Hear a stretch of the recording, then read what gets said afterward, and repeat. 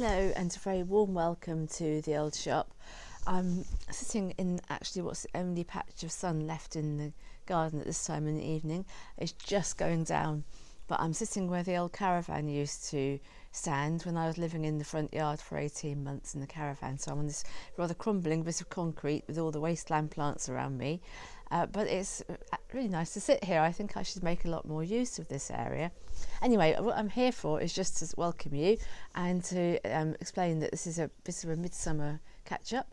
So Midsummer's Eve and Midsummer's Day, St John's Eve and St John's Day on the 23rd and 24th of June are over, but it's not old Midsummer yet, which would be the old Julian calendar dates 13 days later, when the season is such as it would have been then. If that makes sense, in medieval times. So I feel this is like a midsummer tide at the moment that we're in. So I thought this was actually a really nice time to show you a little bit of what's been going on here at the old shop, in the back garden especially, and also round and about some times out away from the old shop, but still in Norfolk. So I thought you might be interested to see a little bit of that as well, and also gathering herbs to make some seasonal smolder sticks to impart some sweet scent. So anyway, I hope you'll enjoy it. I hope it'll just give a little flavour of this time of year, and it will just follow on from the last one, which I think was at the beginning of the month. Things have moved on quite a lot since then.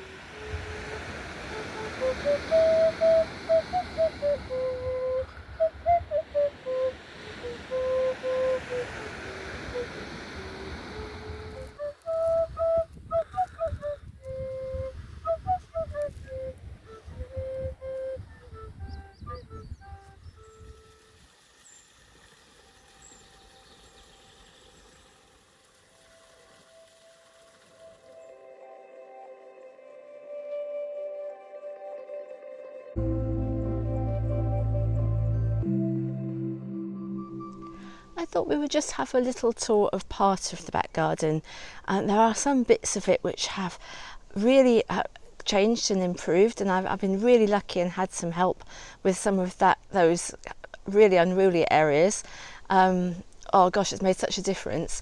But other parts of the garden it has been very hard to make any headway on, and they are very much, I think they're probably the least tamed they've ever been, and I'm not saying that in a good way, because obviously we like a bit of wild here at the old shop, but it's out of control in various places. In other areas, like this beautiful blackcurrant bush, which I'm just going to show you, I've been picking these blackcurrants. I've been picking a few every day, just as they blacken up, fully, and it's a beautiful bush. It has had very little help, or no help really. and it's just done its own thing, and I can reach the black currants because there are not nettles etc in the way, so it's all good. And the other thing which is really good, which has been happening, is that I'll just move across here and show you that the vegetable beds, I think probably last video even, I think I might still have had the foxgloves in. I can't remember now, I think so. I said I was going to leave them, and I did leave them for a while, but then when I started sewing up the beds, I really wanted the space and I didn't really want the foxgloves to self-seed everywhere, so they came out and that made some space. Now everything looks a little bit, I mean, if you're used to seeing a lovely vegetable garden with everything about foot high or more and harvesting, which I'm sure a lot of people are, you'll think, what is all this? It's just bare earth with a few little weeds here and there. Well, before we go any further, I'll just explain. So because it was so late starting, for whatever reason, I mean, it always seems to happen that way here with me, I had a lot of seeds, which I don't think I've bought any specifically this year. Maybe some lettuce earlier on, which I haven't actually sown yet. That's going to go into the sinks at the back, which I will show you when I've done them later. Yeah, so I was very late starting, and so therefore I just sowed the whole lot at once basically. So I did one bed per day. I cleared it if any more clearing needed to be done, and I put some compost from the really rich compost from the compost bin, which has been ready for some time. I put that on in each area, and then I made little trenches, is that the right word? I'm sure there's a better word than that for the little lines you can draw, drills, and then I watered those, put some seeds in, and I covered them over actually with compost from a bag, you know, that you buy from the garden centre, because that just bulked up the beds a little bit, and also you can just see a slight difference, so you can see where the seeds are, as well as the fact I put sticks. I'll just show you down here. I put a very rudimentary, I must admit, sticks along the edges here, just to show where, like one here, just to show you where I've sown things. I didn't mark anything in my usual fashion, trusting I'd know what was what when they came up, and I basically do. The first bed here is all leafy crops. The second one is roots, and the last one is peas and beans, but I've interspersed them with a few other things, and some of the things haven't come up at all. Others, since I've started watering, because this is something else, I had a hose pipe and it sprang lots of leaks, and it was all being gaffer taped up like anything, and eventually I threw it out, but then I didn't have anything to replace it. It takes hours to water with a can here. You just do 2 or 3 rows, and then you've got to go and refill the can again. Which is fine, but it takes a really long time. So, and I was away just at crucial times, which was lovely, but it was crucial times probably for when the seeds wanted to emerge and hadn't got any water. But last 2 days I've watered with the can, both days all over, which has taken, I don't know, I haven't measured, but a good hour, I would imagine, if not more, probably a lot more. And amazingly, even between yesterday and today, a lot more seedlings have come up. Some of the rows, there's still nothing obvious to be seen, and I know that there are little weeds. I know that you'll always get tomato plants growing everywhere. There's a whole little enclave of tomato plants there, and I am pulling those up when I see them. Others I'm waiting to see what they are, because some of them might actually just have got scattered slightly outside the rows and I can transplant them, and then others I can transplant and fill in gaps that way, and others, rows which have got basically nothing in them, I'll just re-sow the whole row. So I'm not going to go through row by row and tell you what everything is, because A, I don't necessarily even know, and B, it would be a bit, it would go on for too long. But just suffice to say that I am really pleased that at last it does seem as if there's going to be some food crops from the old shop. That spinach, for example, and that row is coming up really nicely. I'm really pleased with that, and I can see radishes. They're always very quick. I'm not even sure what those are. I think they might be no, they can't be turnips in that row. Well, we'll wait and see. It's nice to have a surprise. And then there's some bits where I can't see anything, which, as I say, I can probably will re-sow.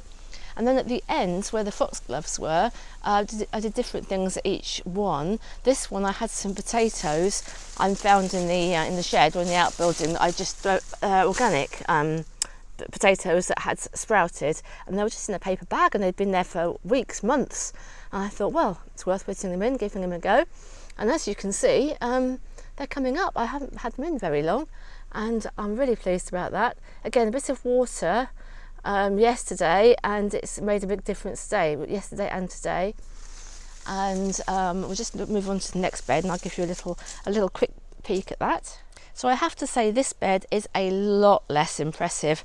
I cannot see much going on, except that with a really close eye I can see some rows of leeks. I actually had 3 different sorts of leeks. I think they mature at different times, and I find leeks really useful, but they're very fine. They look like grass at the moment, but there are some up, which is good. Also lots of little tomato plants which can come out, which I have been taking a few out as I've been watering. I finished the whole of the 3 beds just a little while ago, which is why I thought it would be a good opportunity to come and show you. But yeah, not particularly impressive, this bed at the moment, but that might mean there's some space to re-sow some things. And I think this area here is probably some turnips, and I put some parsnips in as well, so I'm hoping there's some parsnips, which are a favourite of mine. And at the end here I sowed some courgettes, and you might think, oh, there are some plants come up, but they haven't. The courgettes didn't come up, they were old seed. But I found these little plants, 4 little plants, just elsewhere while I was watering yesterday in the other vegetable plot. I don't know what they are there. I doubt they're courgettes, because there must be seed that was in the compost, so I should imagine most likely they were butternut squash. Be nice to think they were, and nice to think they have butternut squash on them. I don't know whether they do set viable seed, but I thought it's worth giving them a go. There's a space at the end here where the ones I sowed didn't come up, so I've put the 4 little plants in, and they seem to have taken. At least they haven't flopped today. I had plenty of water. And then the last bed here, this is peas and beans, and they are coming up every day, more of them, so that's good. I know it might look a bit, you might say, oh, Imogen, you've left this far too long, you're not going to get any crops from these, and that might be true, but it is worth a try, isn't it? Worth a go. And we went and collected these beautiful hazel rods from the alder car, so they've got a nice story because they've come from somewhere special and been beautifully put together, I must say, not by me, but it's a thing of beauty in itself, and it seems really sturdy as well. And I did think, oh, the climbing beans haven't come up. Again, yesterday they hadn't, but having watered, I was thinking I was going to re-sow them, and I've just seen today there's one come up. I think they're quite beloved of the pigeons. In fact, that one did come up, and I can see it's just been, here, it's just been nibbled straight off, and I think that might be a bit of a recurring story. I have sown some extra ones in the over the other side, just in a pot, so I'll have to go and see what's happened with them, and if they can be put into some of the gaps, if they are still alive, because this is the way of things at the moment.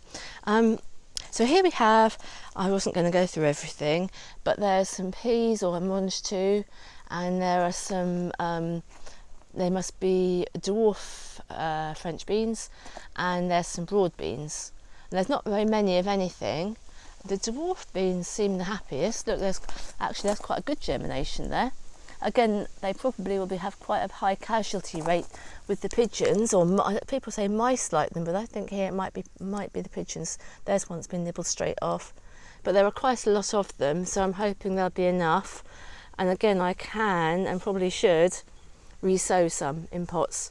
I know it's nearly July, but you know, again, if we have had such until very recently, we've had such a cold, wet spring, and now in the very early part of the summer, that you never know. If we get a lot of really nice weather, and I water well and that kind of thing, and actually look after them, then anything that comes out of the garden is going to be a bonus, because again, all these seed I already had. Some of them, the dwarf beans, were saved seed. I saved from before, and so were, I think it was a couple of kinds of dwarf bean that I'd saved. Anyway, we'll see what happens with those. There were some that were white as they went in, and some that were red as they went in, so they should come out differently. We'll have to see. The other thing I just wanted to show you is just that, again, without a lot of help or well, let's be honest, without any help. There is some fruit on the apple trees, for example, here, and that apple tree has beautiful apples if they do mature. A lot of them fell off when they were tiny, but that's to be expected. So hopefully the ones that are left, and they're not, look, you can see that it's a proper apple now. It's not just like a little flash in a pan. It's a proper apple. So I'm hoping it will mature, and we'll look a bit further into the garden and we'll see what else there is. Apart from the semi-wild, like the elderberries here that well, it's not wild, and I did plant it, or I think it might have been in here anyway, but I moved a couple of elders to the hedge area. There's lots of hazels, but I haven't seen a single hazelnut. But perhaps when we have a look round, looking more closely as I am while I'm showing you, it may be that there are some, but I haven't had any yet since I've been here. And some of the hazel trees, like this one here, whoa, I don't know if you can tell, but it's huge. It's basically been put where I think there was a pile of manure or compost when I was first working in the garden, and it certainly responded to that. It's really happy. There are a lot of wild fruits as well that I'm not intending to eat. Well, it could for survival purposes, but this is Guelder Rose, and there are some wild berries like this. I don't remember. I might be chokeberry or Juneberry. I'm not sure, but I put in some wild berries here for the birds, which they are edible by humans. They're not poisonous in any way, but they're not particularly tasty. You can, with most of them, I've read that you can put them in something like a crumble and cook them, and they're more palatable that way. They're not so bitter that way. You can see here it's birch, the catkins of the birch, and the birch trees, which, just to remind you, if you look at any of the old videos from about 3 years ago, you'll see that these were just little sticks, these trees, all of them were. Just, they were bought, I know I probably always say this, but I'm guessing there might be some new, some of you who haven't been following for very long, thank you very much if you are, who haven't seen what it was actually like. And although it's still what you might call a fledgling forest, a tiny forest, only a few metres each way, but some of I'll just put my hands here, that's silver birch. And to start with, the birches just have brown, they're just like a brown stick, and then gradually the colour of the silver comes. And I've just had 5, like I did with lots of the trees, because they were bought as bundles of 5 native hedging plants. And with the birches, I planted them around in a circle. I don't know if you can see, am I going the right way around? We'll go this way around. And this one here, 2, and that one's just kind of transitioning from its brown. They're lovely, isn't it, with the lovely dappled light from the sunshine in the trees here. And it's giving a bit of shade even, which is a bit magical from very humble beginnings. And that's the thickest one, I think. And then this is another one which is still transitioning into its silver. That's the 5th one. And until quite recently, you couldn't have gone and stood in the middle of them like this.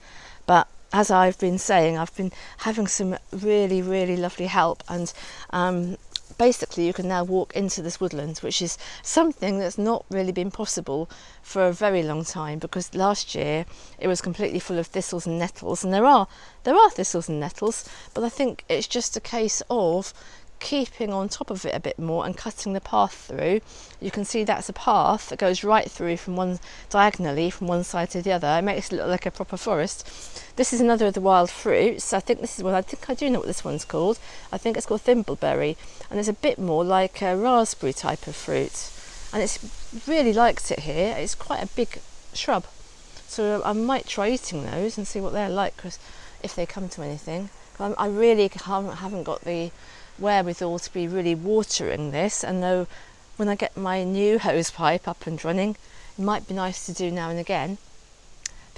The alders have always been really happy here, and that, again, just a reminder, these were tiny sticks and they are towering above me, more than twice my height, maybe 3 times my height, and the cones on them are absolutely thick. I really think they like it here. You can see the difference between these young green cones and the mature ones. I guess again, these are last year's cones. It would be nice to find something to do with alder cones. I've got so many. I mean, I know you can find them in the wild easily, especially around here, and especially in the alder car. But it is nice to think you could collect quite a lot from the garden, because there are just so many. So if anyone knows anything you can do with them, apart from decorative, which nothing wrong with decorative, but anything practical you could do with them. Don't think you can eat them, but I don't know, someone might know. Let me know. So I can see lots of native plants here. I'm going to have to thin out. Some of these were always going to be a shrub layer, and that hasn't really happened. So it'll have to happen at some point. I can see some more big trees, like this is the wild pear, and there were 5 of these, but I got rid of, actually was bold enough to get rid of 4 of the 5 because they are just lethal with these really sharp spines. This one I didn't have the heart to do because it was so happy, and now it's, again, gosh, it's 3 times my height, and it had lovely blossoms on at the time I was going to dig it out, or try to dig it out, and I couldn't bring myself to do it. But if you look at this is one of the many spines, and you think blackthorn is spiny, but this is like blackthorn on acid. It really, really is. It's incredible. Yeah. I don't know if you can get any sense of how spiny that is, but it's really spiny. And the end of each of those spines is like, absolutely like a needle, like a rigid needle. It's not going to give. It's just going to go straight into you.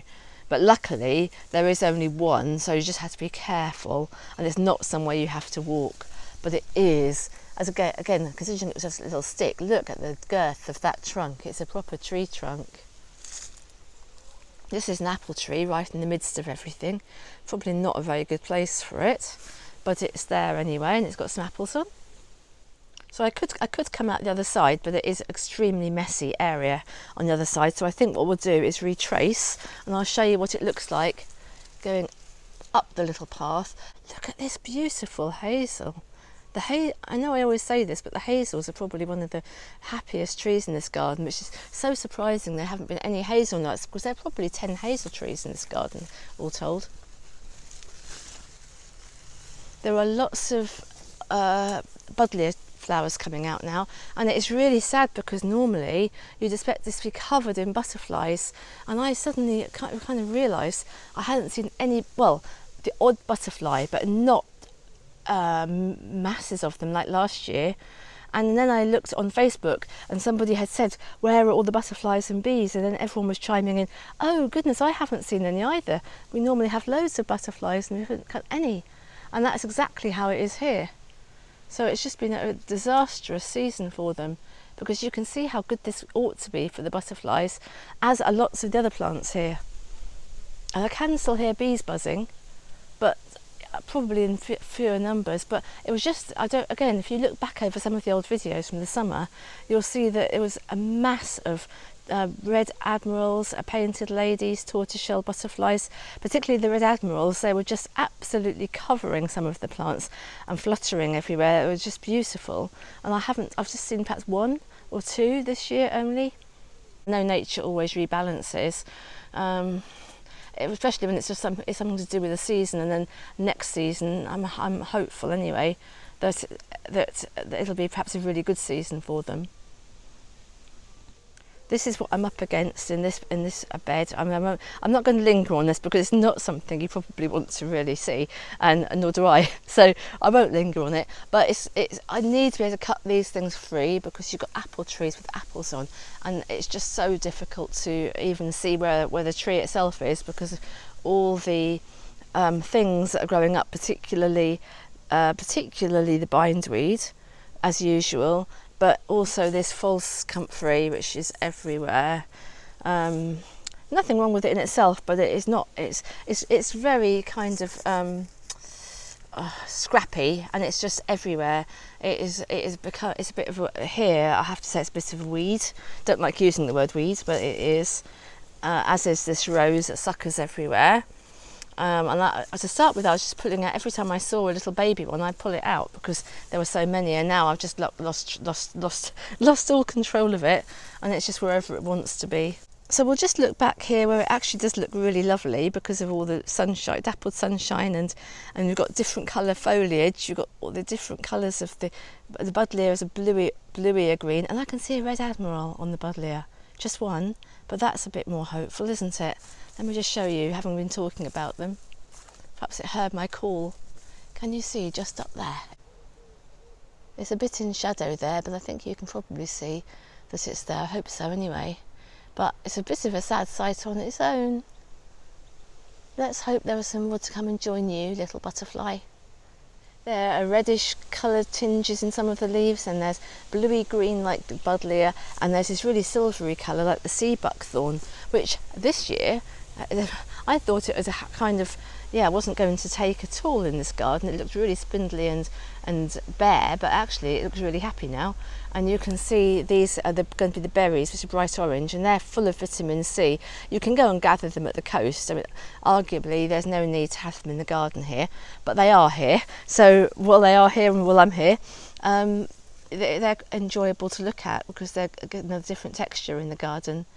And they form a kind of row, a kind of boundary to where the forest, tiny forest area is. It's hard to give a sense of how tiny the forest is. I'm calling it a forest, but one day I'll measure it and I'll tell you how many metres square it is, how much of the garden it takes up. But it's got many trees, dozens of trees in, many more than it should have, I'm sure. And when I give you the measurement, I think you'll be quite astounded by how tiny it is, because the video always makes things look very different. So there's I keep finding other things to show you, but this is a nice apple as well. This is called Tidman's Late, one of the few that I do remember the name of. It's got an interesting shape. Can you see the shape of that apple? It's quite a long apple, and that has several apples on last year as well. It's at the edge of the woodland, so I think it does a little bit better than the one or two that are kind of tucked in deep in a way that apple trees probably don't really appreciate. So I hope you've enjoyed this little peek, or a bigger peek than I probably intended, but as soon as you get started you find more and more things to look at. And we are now right at the other end of that little tunnel of path, and actually as I go past it you can get more of an idea that you really can walk through it now and see the light at the other side.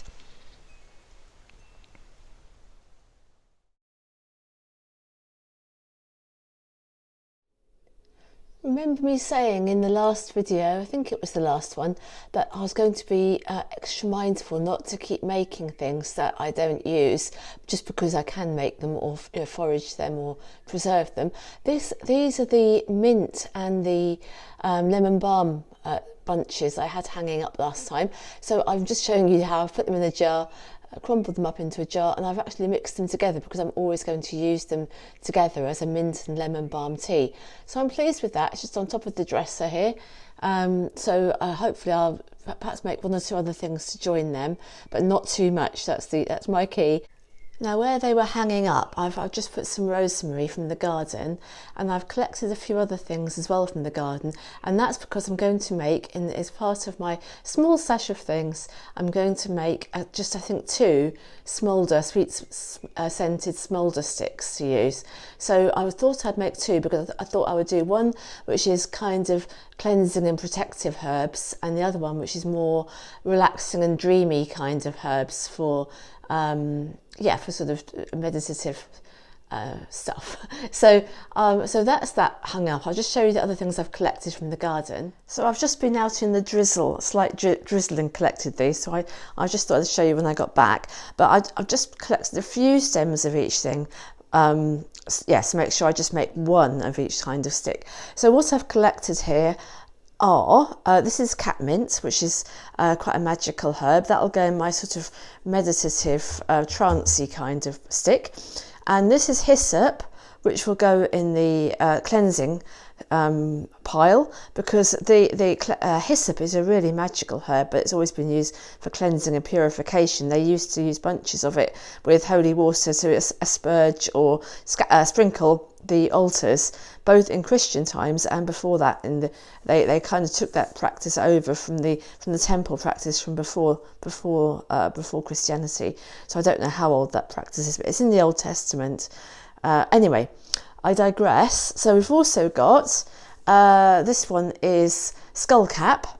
I really love skullcap. You don't always see it, but I've got a little bit in the garden which I brought with me. And this is the sort of trancey, relaxing kind of side of things. So I've got I think I'll try to get 5 stems of everything, because an odd number is nice, and not having too much.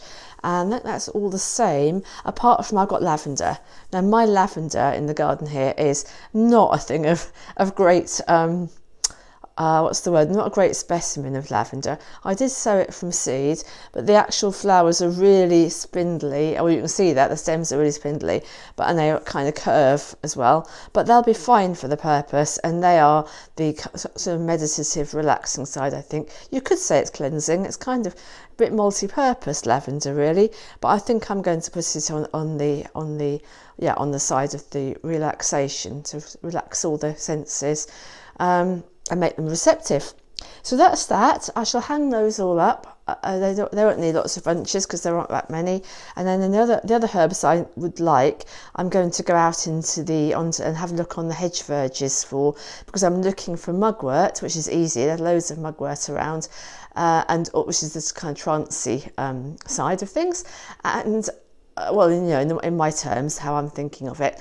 And also St John's wort, which is exactly the time of year at midsummer there is some in the garden which isn't in flower yet. It's in bud, but I'm hoping I might find some in flower in the countryside. We really are around midsummer at the moment, so I feel it's quite a traditional time to gather it. So I'll hang those up, and then I shall get out and have a quick look on the hedge verges. As I said earlier, it is drizzling, but it's not drizzling hard. It's more what I would call mizzle. So I think I shall cope with that and see what I can find.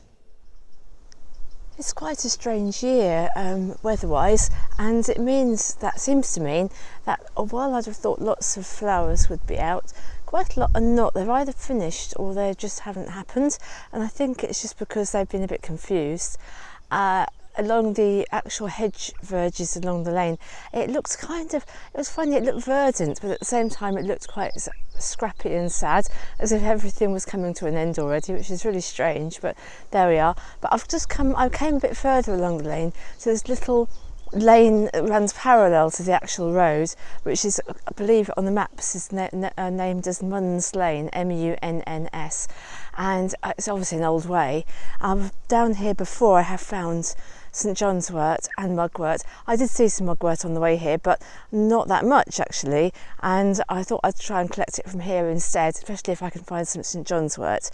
So fingers crossed, I shall have a little walk along here and see if what there is. It's a beautiful little lane to walk along anyway, and the sun has just come out, so it's all really good. Well, I've spotted some just down here, and it's not fully out, but it's more out than what's in the garden. So I shall actually gather some of this. Isn't it delicate and beautiful? It's really very different from the cultivated hypericum you get as a garden plant. It's got a really different, delicate appearance. And although the flowers have some resemblance, like a smaller version, but the leaves are very different, very soft. And when you look closely, they have these little perforations all over them.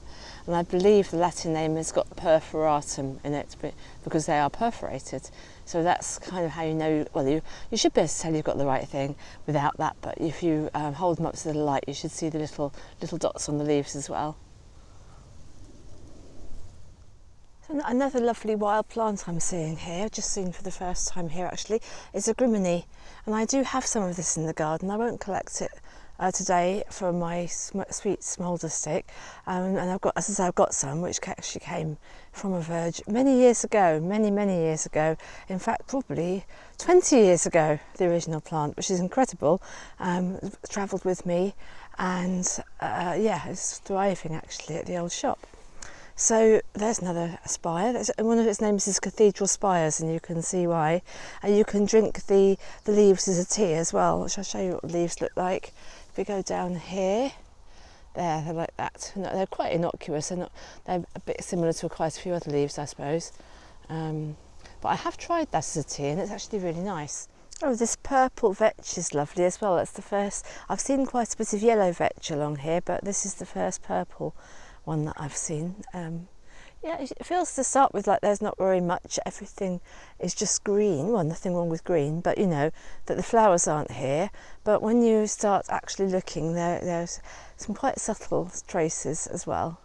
So that says Public Bridleway. It looks like a fairly new sign actually. I don't know whether that was there when I last came this way, which was a long time ago now.